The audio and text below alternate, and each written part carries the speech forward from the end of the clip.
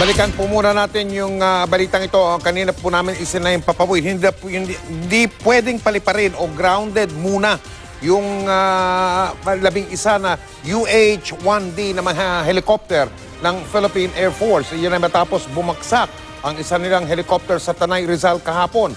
Kahit inaalam pa ang dahilan ng disgrasya, ngayon pa lang sinabi na po ng Philippine Air Force na malabong may pagkakamali ang piloto. At yan ang sinutukan ni June Veneracion. Binigyang pugay ng Philippine Air Force ang nasawing piloto at crew member ng bumagsak na UH-1D helicopter bago sila ilipad sa kanilang probinsya.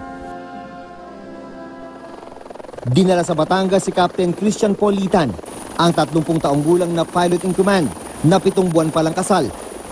Sa Pangasinan naman si Airman First Class Joseph De Leon at si Staff Sergeant Byron Tolosa sa Metro Manila ang burol. Dahil sa bagbagsak ng helicopter na may tail number 8469 sa Tanay Rizal kahapon, grounded muna ang lahat ng 11 UH-1D ng Air Force.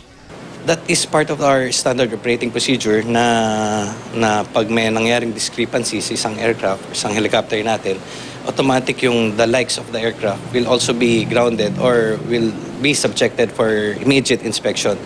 Kahit grounded ang 11 UH-1D ng Philippine Air Force, hindi naman daw ito makakaapekto sa kanilang operasyon dahil meron pa naman daw mga natitirang ibang air assets na pwedeng i-deploy kung kinakailangan. Kabilang sa mga pinag-aaralan ng Air Force ay ang lagay ng panahon bago bumagsak ang helicopter, mga peligrosong elemento sa paligid, kondisyon ng makina at pilot error.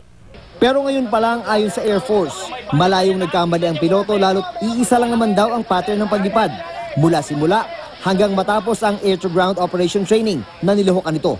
Pawang mahuhusay at veterano rin daw ang sakay ng nag-crash na helicopter.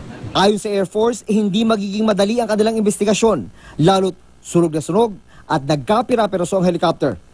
Dito papasok ang kahalagahan ng lone survivor, ang co-pilot na si First Lieutenant Cesar Rimas na nagpapagaling na sa ospital. Fortunately, again, si Lieutenant Rimas is alive.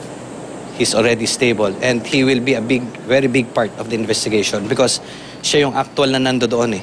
Alam niya kung anong nangyari. Base sa inisyal na investigasyon, tila iniwas pangaraw ni Captain Litan na bumagsak sa residential area ang chopper. I feel as a helicopter pilot na part ng naging instinct ng piloto is wag nang madamay pa yung buhay ng ibang mga kababayan natin. Taong 2015 na mag-crash din ang isang UH-1D helicopter sa Malapatan, Sarangani. Minsan ang pinaimbestigahan ng Department of National Defense ang mga biniling reconditioned UH-1D helicopter dahil sa alegasyon noon na depektibo ang mga ito. June Veneracion, nakatutok, 24 oras.